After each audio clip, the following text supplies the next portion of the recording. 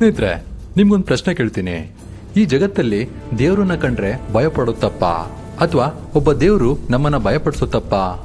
ಯಾಕಂದ್ರೆ ಶನಿವಾರ ಬಂತು ಅಂದ್ರೆ ಎಷ್ಟೋ ಜನ ಹೊಸ ಕೆಲಸನೇ ಶುರು ಮಾಡಲ್ಲ, ಎಷ್ಟೋ ಜನ ಪ್ರಯಾಣನೇ ಮಾಡಲ್ಲ, ಇನ್ನು ಕೆಲವರು ಮನೆ ಬಿಟ್ಟೆ ಹೊರಗೆ ಬರಲ್ಲ. ಮನಸ್ಸಲ್ಲಿ ಏನೋ ಒಂಥರ ಭಯ. ಆ ಭಯಕ್ಕೆ ಕಾರಣನೇ ಈ ಶನಿದೇವ.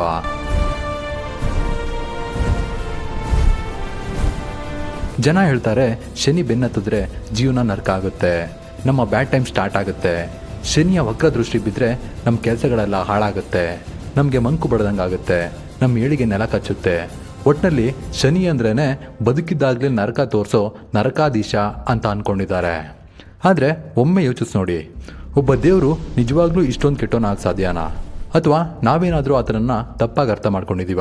ಇತಿಹಾಸನ ತಿರುವಾಗಿ ನೋಡಿದ್ರೆ ಶನಿದೇವರು ರಾಜನನ್ನ ಭಿಕ್ಷುಕನನ್ನಾಗಿ ಮಾಡಿದ ಕೂಡ ಇದೆ, ಅದೇ ಶನಿದೇವರು ಭಿಕ್ಷುಕನ್ನ ರಾಜನನ್ನಾಗಿ ಮಾಡಿದ ಕೂಡ ಇದೆ.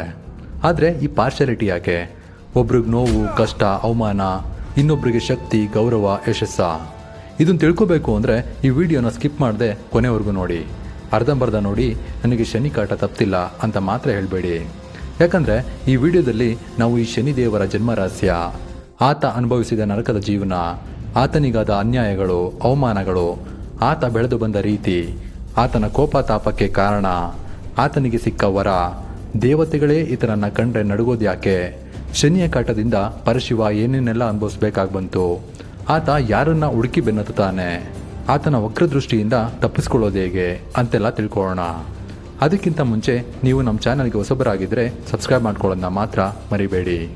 ಸ್ನೇಹಿತರೆ, ಮೊದಲಿಗೆ ಶನಿದೇವರ ಜನ್ಮ ರಹಸ್ಯ ತಿಳ್ಕೊಳ್ಳೋಣ. ಬ್ರಹ್ಮದೇವನ ಮಾನಸ ಪುತ್ರರಲ್ಲಿ ಮರೀಚಿ ಮಹರ್ಷಿಯು ಕೂಡ ಒಬ್ಬ. ಈತನ ಜ್ಯೇಷ್ಠ ಪುತ್ರನೇ ಕಶ್ಯಪ ಮಹರ್ಷಿ. ಈ ಕಶ್ಯಪ ಮಹರ್ಷಿಗೆ ಅದಿತಿಯಿಂದ ಜನಿಸಿದ ಪುತ್ರನೇ ಈ ಜಗತ್ತನ್ನು ಬೆಳಗುವ ಸೂರ್ಯ. ಸೂರ್ಯನ ಹೆಂಡತಿ ಹೆಸರು ಸಂಜ್ಞಾದೇವಿ. ಇವರಿಗೆ ಜನಿಸಿದ ಮಕ್ಕಳೇ ವೈವಸ್ವತ ಮನು, ಯಮಧರ್ಮರಾಜ ಮತ್ತು ಯಮುನಾದೇವಿ. ಕಾಲ ಕಳೆದಂತೆ ಸೂರ್ಯನ ವಿಪರೀತ ತೇಜಸ್ಸನ್ನು ತಡೆಯಲಾರದೆ ಸಂಜ್ಞಾದೇವಿಯು ಆತನನ್ನು ತೊರೆದು ತಪಸ್ಸಿಗೆ ಹೋಗಲು ನಿರ್ಧರಿಸ್ತಾಳೆ. ಅಂತೆಯೇ ತನ್ನ ನೆರಳಿಗೆ ಜೀವ ತುಂಬಿ ತನ್ನ ರೀತಿಯೇ ಇರೋ ಹಾಗೆ ಒಂದು ಸುಂದರ ಸ್ತ್ರೀಯನ್ನು ಸೃಷ್ಟಿಸಿ, ನೀನು ನನ್ನ ಬದಲು ಸೂರ್ಯನ ಪತ್ನಿಯಾಗಿ ಸೂರ್ಯನಿಗೆ ಅನುಮಾನ ಬಾರದ ರೀತಿ ಸಂಸಾರ ಮಾಡಿಕೊಂಡಿರು ಅಂತೇಳಿ ಯಾರಿಗೂ ತಿಳಿಸಿದ ಹಾಗೆ ಅರಮನೆ ಬಿಟ್ಟು ಕಾಡಿಗೆ ತೆರಳ್ತಾಳೆ. ಸೂರ್ಯನು ಸಹ ಈಕೆಯನ್ನೇ ಸಂಜ್ಞಾದೇವಿ ಅಂತ ತಿಳಿದು ಸುಖವಾಗಿ ಸಂಸಾರ ಮಾಡತೊಡಗ್ತಾನೆ. ಕಾಲಕ್ರಮೇಣ ಛಾಯಾದೇವಿಗೆ 3 ಮಕ್ಕಳು ಜನಿಸ್ತಾರೆ. ಅವರೇ ಶನಿ, ಸಾವರ್ಣಿಮನು ಮತ್ತು ತಪತಿ. ಆದರೆ ಛಾಯಾದೇವಿ ತನ್ನ ಸ್ವಂತ ಮಕ್ಕಳಂತೆ ಸಂಜ್ಞಾದೇವಿಯ ಮಕ್ಕಳನ್ನ ಸಾಕ್ತಿರಲ್ಲ, ತಾರತಮ್ಯ ಮಾಡ್ತಿರ್ತಾಳೆ. ಇದರಿಂದ ಕೋಪಗೊಂಡ ಯಮನು ಛಾಯಾಳಿಗೆ ತನ್ನ ಎಡಗಾಲಿನಿಂದ ಒದಿತಾನೆ. ಆಗ ಛಾಯಾದೇವಿಯು ತಾಯಿಯನ್ನೇ ಒದ್ದ ನಿನ್ನ ಕಾಲಿಗೆ ಹುಳ ಬೀಳಲಿ ಎಂದು ಶಪಿಸುತ್ತಾಳೆ. ಅಂತೆಯೇ ಅದೇ ರಾತ್ರಿಯೇ ಯಮನ ಕಾಲಿಗೆ ಹುಳ ಬಿದ್ದು ಯಾತನೆ ಪಡತೊಡಗುತ್ತಾನೆ. ಈ ವಿಷಯನ ತನ್ನ ತಂದೆ ಸೂರ್ಯದೇವನಿಗೆ ತಿಳಿಸ್ತಾನೆ. ಇದರಿಂದ ಕೋಪಗೊಂಡ ಸೂರ್ಯನಿಗೆ ಆಕೆಯ ಮೇಲೆ ಅನುಮಾನ ಮೂಡೋಕೆ ಶುರುವಾಗುತ್ತೆ. ಯಾವ ತಾಯಿಯಾದರೂ ಸರಿಯೇ ತನ್ನ ಸ್ವಂತ ಮಕ್ಕಳಿಗೆ ಶಾಪ ಕೊಡಲಾರಳು, ನಿಜ ಹೇಳು ನೀನ್ಯಾರು ಎಂದು ಗದರಿದಾಗ ಆಕೆ ಸತ್ಯವನ್ನ ಬಾಯ್ಬಿಡ್ತಾಳೆ. ವಿಷಯ ತಿಳಿದ ಸೂರ್ಯನು ಕೂಡಲೇ ಕಾಡಿಗೆ ಹೋಗಿ ಸಂಜ್ಞಾಳನ್ನ ಕರೆತರ್ತಾನೆ. ಅಂದಿನಿಂದ ಛಾಯಾದೇವಿಗೆ ಸಂಜ್ಞಾಳ ಮಕ್ಕಳ ಮೇಲೆ ಕೋಪ ಬರುತ್ತೆ. ಅದರಂತೆ ತನ್ನ ಮಕ್ಕಳಿಗೂ ಸಹ ಸೂರ್ಯ ಮತ್ತು ಯಮನನ್ನ ದ್ವೇಷಿಸುವಂತೆ ಪ್ರಚೋದಿಸ್ತಾಳೆ. ಮಕ್ಕಳಿಗೂ ಸಹ ಬೆಳೆಯುತ್ತಾ ಹೋದಂತೆಲ್ಲ ತನ್ನ ತಂದೆಯ ಮೇಲಿನ ದ್ವೇಷ ಹೆಚ್ಚಾಗುತ್ತಾ ಹೋಗುತ್ತೆ. ಕಾಲ ಕಳೆದಂತೆ ಶನಿದೇವನಿಗೆ ಚಿತ್ರವ್ರತನ ಮಗಳಾದ ದಾಮಿನಿಯೊಡನೆ ಮದುವೆ ಆಗುತ್ತೆ. ನಂತರ ದಾಮಿನಿಯು ಮಗುವೊಂದನ್ನು ಪಡೆಯಬೇಕೆಂಬ ಆಸೆಯಿಂದ ಶನಿಯನ್ನ ಹುಡುಕಲಾಗಿ ಶನಿದೇವನು ಶಿವನ ಕುರಿತು ಕಠಿಣ ತಪಸ್ಸನ್ನು ಮಾಡ್ತಿರ್ತಾನೆ. ಆಕೆ ಇಷ್ಟೇ ಕರೆದರೂ ಆತ ವಿಚಲಿತನಾಗಲೇ ಇಲ್ಲ, ಕಣ್ಣು ತೆರೆದು ನೋಡಲೇ ಇಲ್ಲ. ಇದರಿಂದ ಬೇಸತ್ತ ಆಕೆ, ನೀವು ನನ್ನ ಬಿಟ್ಟು ಬೇರೆಯವರ ಮೇಲೇನಾದರೂ ನಿಮ್ಮ ದೃಷ್ಟಿ ಬೀರಿದರೆ ಅವರು ಇಲ್ಲ ಸಲ್ಲದ ಅಪವಾದಕ್ಕೆ ಸಿಲುಕಿ ಸಂಕಷ್ಟಗಳ ಸರಮಾಲೆ ಅವರ ಬೆನ್ನೇರಲಿ ಎಂದು ಶಾಪ ಕೊಡುತ್ತಾಳೆ. ನಂತರ ಶನಿದೇವನ ತಪಸ್ಸಿಗೆ ಮೆಚ್ಚಿದ ಪರಶಿವನು ಪ್ರತ್ಯಕ್ಷನಾಗಿ ಯಾವ ವರ ಬೇಕು ಬೇಡಿಕೋ ಎಂದಾಗ ಶನಿಯು, ನಾನು ನಿಮ್ಮ ದರ್ಶನ ಪಡೆಯಬೇಕೆಂದಷ್ಟೇ ತಪಸ್ಸನ್ನು ಮಾಡಿದೆ, ವರ ಬೇಡುವ ಉದ್ದೇಶವಿಲ್ಲ ಎಂದು ಹೇಳುತ್ತಾನೆ. ಈತನ ಈ ನಿಷ್ಕಲ್ಮಶ ಭಕ್ತಿಗೆ ಮೆಚ್ಚಿದ ಶಿವನು, ನೀನು ಗ್ರಹಕೂಟದಲ್ಲಿ ಒಬ್ಬನಾಗಿ ಸೇರಿಕೋ ಎಂದು ವರವನ್ನು ನೀಡ್ತಾನೆ. ಆಗ ಶನಿಯು, ಅಲ್ಲಿ ನನ್ನ ಕರ್ತವ್ಯವೇನು ಎಂದು ಕೇಳಲಾಗಿ, ಎಲ್ಲಾ ಗ್ರಹಗಳಂತೆ ನೀನು ಸಹ ಜನಿಸಿದ ಪ್ರತಿಯೊಬ್ಬರನ್ನೂ ಕೂಡ ಸತ್ಯ, ಧರ್ಮ, ನಿಷ್ಠೆಯಿಂದ ಬಾಳುವಂತೆ ಮಾಡಿ ಜನ್ಮ ಜನ್ಮಾಂತರಗಳಲ್ಲಿ ಮಾಡಿದ ಪಾಪಗಳಿಗೆ ತಕ್ಕಂತೆ ಶಿಕ್ಷೆ ಕೊಟ್ಟು ಅವರನ್ನು ತಿದ್ದಿ ಬುದ್ಧಿ ಕಲಿಸು. ಅಂತೆಯೇ ಜನ್ಮ ಜನ್ಮಾಂತರಗಳಲ್ಲಿ ಮಾಡಿದ ಪುಣ್ಯಕರ್ಮಗಳನ್ನು ಪರಿಗಣಿಸಿ ಅವರಿಗೆ ಸಕಲ ಸೌಭಾಗ್ಯವನ್ನು ಕೊಟ್ಟು ಕಾಪಾಡು ಎನ್ನುತ್ತಾನೆ. ಆಗ ಶನಿದೇವ, ಇದು ಕೇವಲ ಮಾನವರಿಗೆ ಮಾತ್ರ ಸೀಮಿತವಾ? ದೇವತೆಗಳಿಗೆ ಕರ್ಮಫಲಗಳಿಲ್ಲವೇ ಎಂದು ಕೇಳಲಾಗಿ ಶಿವನು, ಈ ಕರ್ಮಫಲವು ತ್ರಿಮೂರ್ತಿಗಳಿಗೂ ಬಿಟ್ಟಿದ್ದಲ್ಲ. ಅವರವರ ಕರ್ಮಫಲದಂತೆ ದೇವಾನುದೇವತೆಗಳೂ ಸಹ ಪರಿಣಾಮವನ್ನು ಅನುಭವಿಸಲೇಬೇಕು. ಸೃಷ್ಟಿಯ ಮುಂದೆ ಎಲ್ಲರೂ ಸಮಾನರೇ. ಸೃಷ್ಟಿಗೆ ಎದುರು ನಿಲ್ಲುವ ಶಕ್ತಿ ಯಾರಿಗೂ ಇಲ್ಲ. ಈಗಾಗಲೇ ಸೃಷ್ಟಿಕರ್ತ ಬ್ರಹ್ಮರು ಅವರವರ ಕರ್ಮಾನುಸಾರ ಜನ್ಮ ಪಡೆಯಲು ಜಾತಕಗಳನ್ನು ಸಿದ್ಧಪಡಿಸುತ್ತಿದ್ದಾರೆ. ನೀನು ಆ ಜಾತಕಾನುಸಾರ ಫಲ ಕೊಡುತ್ತಾ ಹೋಗು. ಹಿಂದಿನ ಜನ್ಮಗಳಲ್ಲಿ ಪುಣ್ಯ ಕಾರ್ಯಗಳನ್ನು ಮಾಡಿದವರನ್ನು ರಕ್ಷಿಸುತ್ತಾ, ಪಾಪ ಕಾರ್ಯ ಮಾಡಿದವರನ್ನು ಶಿಕ್ಷಿಸುತ್ತಾ ಸಾಗು. ಪಾಪ ಪುಣ್ಯಗಳ ಸಮತೋಲನವನ್ನು ಕಾಪಾಡು ಎಂದು ಆಶೀರ್ವಾದಿಸಿ ಕಳಿಸುತ್ತಾನೆ. ಅಂದಿನಿಂದ ಶನಿದೇವನು ಶನೀಶ್ವರನಾಗಿ ಪ್ರಖ್ಯಾತಿಯಾಗುತ್ತಾನೆ. ಕಾಲ ಕಳೆದಂತೆ ಲೋಕವನ್ನು ಸೃಷ್ಟಿಸುತ್ತಿದ್ದ ಬ್ರಹ್ಮನಿಗೆ ಅಹಂಕಾರ ಮೂಡಲಾರಂಭಿಸಿತು.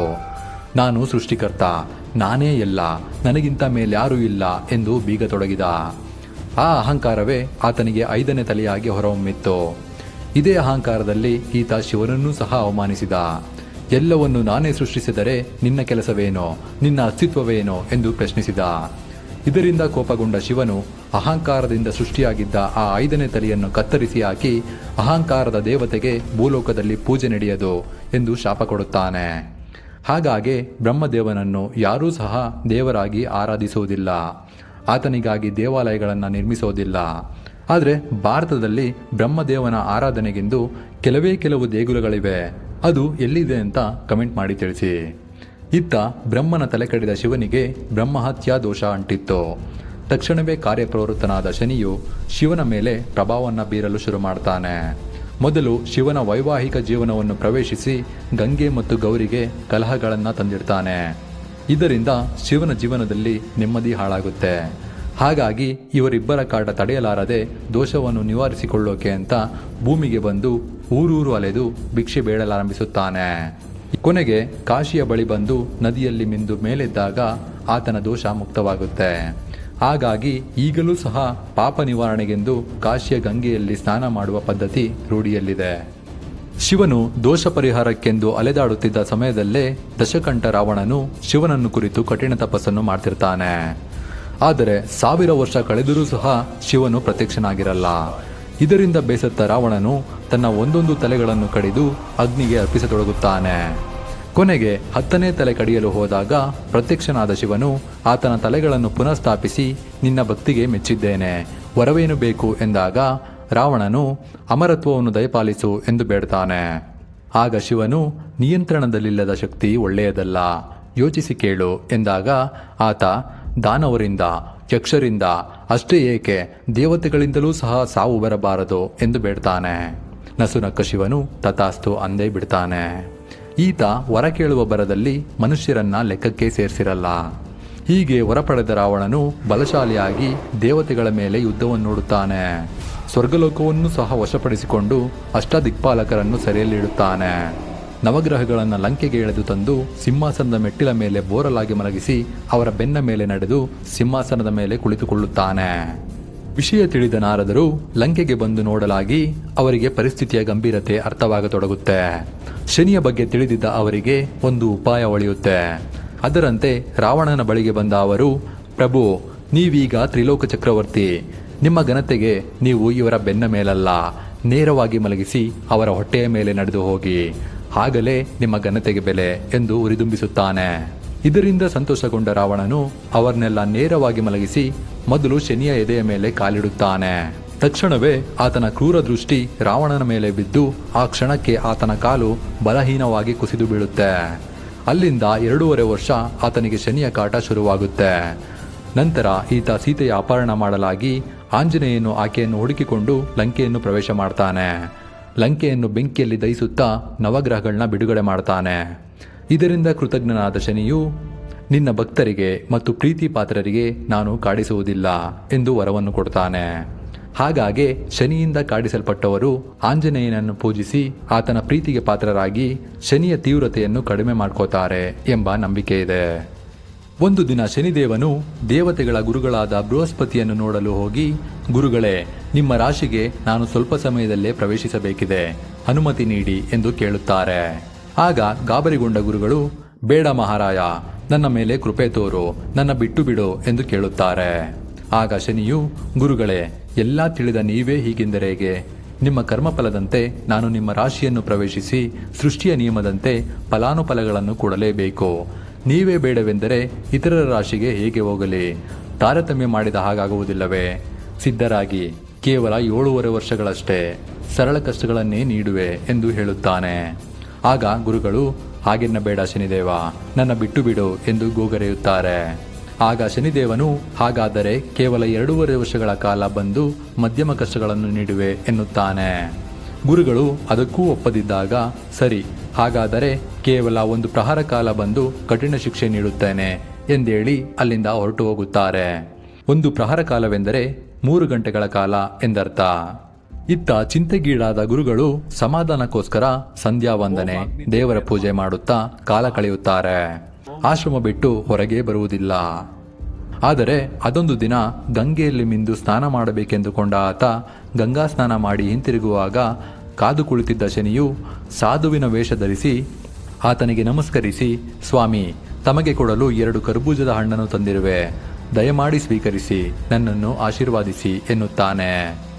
ಹಸಿದಿದ್ದ ಗುರುಗಳು ಹಣ್ಣನ್ನು ಸ್ವೀಕರಿಸಿ ತನ್ನ ಜೋಳಿಗೆಗೆ ಹಾಕಿಕೊಂಡು ಆಶ್ರಮದ ದಾರಿ ಹಿಡಿಯುತ್ತಾರೆ. ಆದರೆ ಅದೇ ಸಮಯಕ್ಕೆ ಆ ರಾಜ್ಯದ ರಾಜನ 2 ಮಕ್ಕಳು ಬೇಟೆಗೆಂದು ಕಾಡಿಗೆ ಹೋಗಿ ಕಾಣೆಯಾಗಿರುತ್ತಾರೆ. ರಾಜ ದಿನವೆಲ್ಲ ಕಾದು ಮಾರನೇ ದಿನ ಸೈನಿಕರನ್ನು ಕಳಿಸಿ ಹುಡುಕಿಸಲು ಮುಂದಾಗುತ್ತಾನೆ. ಹೀಗೆ ಹುಡುಕುತ್ತಾ ಗುರುಗಳ ಬಳಿ ಬಂದ ಭಟರು ಆತನನ್ನು ವಿಚಾರಿಸುತ್ತಾ, 2 ರಾಜಕುಮಾರರನ್ನು ಕಂಡಿರಾ ಎಂದು ಕೇಳುತ್ತಾರೆ. ಗುರುಗಳು ಇಲ್ಲ ಎಂದು ಉತ್ತರಿಸಿ ಮುಂದೆ ಸಾಗುತ್ತಾರೆ. ಹೀಗೆ ಸಾಗುವಾಗ ಅವರ ಜೋಳಿಗೆಯಿಂದ ರಕ್ತದ ಹನಿಯು ತೊಟ್ಟಿಕ್ಕುತ್ತದೆ. ಇದನ್ನು ಗಮನಿಸಿದ ಸೈನಿಕರು ಆತನನ್ನು ಥಳಿಸಿ ಬಂಧಿಸಿ ರಾಜರ ಮುಂದೆ ಕರೆತರುತ್ತಾರೆ. ದಾರಿಯಲ್ಲಿ ಸಿಕ್ಕವರೆಲ್ಲ ಈತನಿಗೆ ಇಡೀ ಶಾಪ ಹಾಕತೊಡಗುತ್ತಾರೆ. ಆಗ ಬೃಹಸ್ಪತಿಗೆ ಇದು ಶನಿದೇವನ ಆಟವೇ ಎಂದು ಅರ್ಥವಾಗತೊಡಗುತ್ತೆ. ಅಯ್ಯೋ ಶನಿದೇವನೇ, ಎಚ್ಚರಿಕೆ ನೀಡದೆ ಕೆಲಸ ಆರಂಭಿಸಿಬಿಟ್ಟೆಯಾ ಎಂದು ಮರುಗುತ್ತಾ ರಾಜನ ಮುಂದೆ ಬಂದು ನಿಲ್ಲುತ್ತಾರೆ. ರಾಜನು ಆತನ ಜೋಳಿಗೆಯಲ್ಲಿ ತನ್ನ 2 ಮಕ್ಕಳ ರುಂಡಗಳನ್ನು ಕಂಡು ದಂಗಾಗಿ ಕಣ್ಣೀರಿಡತೊಡಗುತ್ತಾನೆ. ನಂತರ ಕೋಪದಿಂದ, ಈತನನ್ನು ಜೀವಸಹಿತ ಉಳಿಸಬೇಡಿ, ಶಿರಚ್ಛೇದನ ಮಾಡಿ ಆತನ ಶಿರವನ್ನು ರಾಜ್ಯದ ಹೆಬ್ಬಾಗಿಲಿಗೆ ನೇತು ಹಾಕಿ ಎಂದು ಆಜ್ಞೆ ಕೊಡುತ್ತಾನೆ. ಆಗ ಗುರುಗಳಿಗೆ ಶನಿದೇವ ಹೇಳಿದ ಮಾತು ನೆನಪಾಗುತ್ತೆ. ಕೇವಲ 3 ಗಂಟೆಗಳಷ್ಟೇ, ಈಗಾಗಲೇ 2.5 ಗಂಟೆ ಮುಗಿದಿದೆ, ಇನ್ನೂ ಅರ್ಧ ಗಂಟೆಗಳ ಕಾಲ ತಲೆ ಉಳಿಸಿಕೊಂಡರೆ 1000 ವರ್ಷ ಆಯಸ್ಸು ಎಂದುಕೊಂಡ ಅವರು, ಮಹಾಪ್ರಭುಗಳೇ, ನನ್ನದೊಂದು ಕೊನೆಯ ಆಸೆ ಇದೆ. ನಾನು ಕೊನೆಯ ಬಾರಿ ಗಂಗಾ ಸ್ನಾನ ಮಾಡಿ ಪ್ರಾಯಶ್ಚಿತ ಮಾಡಿಕೊಳ್ಳುವೆ, ದಯಮಾಡಿ ಅವಕಾಶ ಮಾಡಿಕೊಡಿ ಎಂದು ಬೇಡುತ್ತಾರೆ. ರಾಜನು ಅದಕ್ಕೆ ಒಪ್ಪಿ ಈತನನ್ನ ಇಲ್ಲಿಂದ ಕರೆದೊಯ್ಯಿರಿ ಎಂದು ಆಜ್ಞೆ ಮಾಡುತ್ತಾನೆ. ಗುರುಗಳು ಕೊನೆಯ ಆಸೆಯಂತೆ ನದಿಯ ಬಳಿ ಬಂದು ಅಲ್ಲಿ ಕಾಲಹರಣ ಮಾಡತೊಡಗುತ್ತಾರೆ. ಹೀಗೆ ಅರ್ಧ ಗಂಟೆ ಕಳೆದ ನಂತರ, ನಡೆಯಿರಿ, ನನ್ನ ಶಿರಚ್ಛೇದನ ಮಾಡಿ ಎಂದೇಳಿ ಅರಮನೆಯತ್ತ ಹೊರಡುತ್ತಾರೆ. ಅದೇ ಸಮಯಕ್ಕೆ ಆ 2 ರಾಜಕುಮಾರರು ಸಹ ಅರಮನೆಯತ್ತ ಬರುತ್ತಾರೆ. ಎಲ್ಲರಿಗೂ ಎಲ್ಲಿಲ್ಲದ ಸಂತೋಷ. ಆಶ್ಚರ್ಯಗೊಂಡ ರಾಜನು ಆ ಜೋಳಿಗೆಯನ್ನು ತೆಗೆದು ನೋಡಲಾಗಿ ಅದರಲ್ಲಿ 2 ಹಣ್ಣುಗಳಿರ್ತವೆ. ತಕ್ಷಣವೇ ಆ ಬ್ರಾಹ್ಮಣನನ್ನು ಕೊಲ್ಲಬೇಡಿ ಎಂದು ಆಜ್ಞೆ ಕೊಟ್ಟು ಆತನ ಬಳಿ ಕ್ಷಮೆ ಯಾಚಿಸಿ ಆತನನ್ನು ಕಳುಹಿಸಿಕೊಡುತ್ತಾರೆ. ಇತ್ತ ಆಶ್ರಮಕ್ಕೆ ಬಂದ ಗುರುಗಳು ಅಲ್ಲಿ ಶನಿಯನ್ನು ಕಂಡು, ಅಪ್ಪ ಶನಿದೇವ, ನಿನ್ನ ಪ್ರಭಾವ ಸಾಮಾನ್ಯವಾದದ್ದಲ್ಲ, ಇಂತಹ ಕಠಿಣ ಕಷ್ಟಗಳನ್ನು ಜನಸಾಮಾನ್ಯರಿಗೆ ಕೊಡಬೇಡ, ಅವರಿಗೆ ತಡೆಯುವ ಶಕ್ತಿ ಇಲ್ಲ ಎಂದು ಕೇಳಿಕೊಳ್ಳುತ್ತಾರೆ. ಆಗ ಶನಿಯು ನಸುನಕ್ಕು ಅಲ್ಲಿಂದ ಹೊರಟು ಹೋಗುತ್ತಾನೆ. ಹೀಗೆ ಶನಿದೇವನು ತಾನು ಚಿಕ್ಕಂದಿನಿಂದ ಸಾಧಿಸಿದ ಹಠ, ತಂದೆಯ ಮೇಲಿನ ಕೋಪ, ಆತನಿಗಾದ ಅವಮಾನ, ಇಂತಹ ಹಲವು ವಿಚಾರಗಳಿಂದ ಪ್ರಭಾವಿತನಾಗಿ ಶಿಕ್ಷಿಸುವ ದೇವರೆಂದೇ ಪ್ರಸಿದ್ಧಿಯಾದ. ಆತನ ಮುಂದೆ ಎಲ್ಲರೂ ಒಂದೇ, ಮಾನವರಾಗಲಿ ಅಥವಾ ದೇವತೆಗಳಾಗಲಿ ಎಲ್ಲರೂ ಸಹ ಅವರವರ ಕರ್ಮಕ್ಕೆ ಫಲ ಪಡಬೇಕಾದದ್ದೇ. ಈತನ ದೃಷ್ಟಿಯಿಂದ ಬಚಾವಾಗುವುದು ಅಸಾಧ್ಯದ ಮಾತು. ಹಾಗಾಗಿ ಈತನು ತಮ್ಮ ರಾಶಿಗೆ ಪ್ರವೇಶಿಸಿದರೆ ಸಾಡೆ ಸಾತಿ ಒಕ್ಕರಿಸಿತು ಎಂದೇ ಪ್ರಖ್ಯಾತ. ಆ ಸಮಯದಲ್ಲಿ ಪ್ರತಿಯೊಂದು ಹೆಜ್ಜೆಗಳನ್ನು ಸಹ ಎಚ್ಚರಿಕೆಯಿಂದ ಇಡಬೇಕು. ಆಂಜನೇಯನ ಧ್ಯಾನ ಮಾಡಬೇಕು. ಆದಷ್ಟು ಶನಿವಾರದಂದು ಶನಿದೇವರ ದೇವಾಲಯಕ್ಕೆ ತೆರಳಿ ಪೂಜೆ ಸಲ್ಲಿಸಬೇಕು. ಆತನನ್ನು ಶಾಂತಗೊಳಿಸಬೇಕು. ಸ್ನೇಹಿತರೆ, ಈ ವಿಡಿಯೋದಲ್ಲಿ ನಾವು ಶನಿದೇವರ ಜನ್ಮ ರಹಸ್ಯ, ಆತನಿಗೆ ಸಿಕ್ಕ ವರ, ಆತನ ಕರ್ತವ್ಯ, ಆತನ ಪ್ರಭಾವವನ್ನು ತಗ್ಗಿಸಿಕೊಳ್ಳುವ ರೀತಿಯನ್ನು ತಿಳಿಸಿದ್ದೇನೆ. ಮುಂದಿನ ವಿಡಿಯೋದಲ್ಲಿ ಶನಿದೇವ ಮತ್ತು ಆಂಜನೇಯನ ನಡುವೆ ನಡೆದ ಯುದ್ಧವನ್ನು ತಿಳಿಸ್ತೇನೆ. ಶನಿದೇವರಿಗೆ ಯಾಕೆ ಕಪ್ಪು ಬಣ್ಣವೆಂದರೆ ಇಷ್ಟ, ಆತನು ಕಾಗೆಯನ್ನು ತನ್ನ ವಾಹನವನ್ನಾಗಿ ಮಾಡಿಕೊಂಡಿದ್ದೇಗೆ ಮತ್ತು ಸಾಡೆ ಸಾತಿ ಸಮಯದಲ್ಲಿ ಅನುಸರಿಸಬೇಕಾದ ಸೂಕ್ತ ಕ್ರಮಗಳ ಬಗ್ಗೆ ತಿಳಿಸ್ತೀನಿ. ಹಾಗೆ ಲಾಸ್ಟ್ ವಿಡಿಯೋದಲ್ಲಿ ಪ್ರಾಮಿಸ್ ಮಾಡಿದ ಹಾಗೆ ವಿಜೇತೆ ದೀಪಿಕರ್ ಅವರಿಗೆ ಈ ಪುಸ್ತಕವನ್ನು ಗಿಫ್ಟ್ ಮಾಡಿದ್ದೀವಿ. ನೀವು ಕೂಡ ಗಿಫ್ಟ್ ಗೆಲ್ಲಬೇಕಂದ್ರೆ ಜಸ್ಟ್ ಈ ವಿಡಿಯೋನ ಲೈಕ್ ಮಾಡಿ, ಇಬ್ಬರಿಗೆ ಶೇರ್ ಮಾಡಿ, ಸಬ್ಸ್ಕ್ರೈಬ್ ಮಾಡ್ಕೊಳ್ಳಿ. ನಿಮ್ಮ ಹೆಸರನ್ನು ಮತ್ತು ಊರನ್ನು ಕಮೆಂಟ್ ಮಾಡಿ ತಿಳಿಸಿ. ವಿಜೇತರಿಗೆ ನಾವೇ ಕಾಂಟ್ಯಾಕ್ಟ್ ಮಾಡಿ ಗಿಫ್ಟ್ನ ಪೋಸ್ಟ್ ಮಾಡ್ತೀವಿ.